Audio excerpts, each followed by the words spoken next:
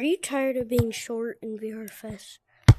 Well, in today's video, I will be showing you how to get tall and be taller than all your opponents. So yeah, let's go. Starting off, you want to go to your settings. You want to click adjust height. So as you can see, when you click that, you'll be about this tall. But everyone knows that you'll be height glitching because, well, your feet don't touch the ground. So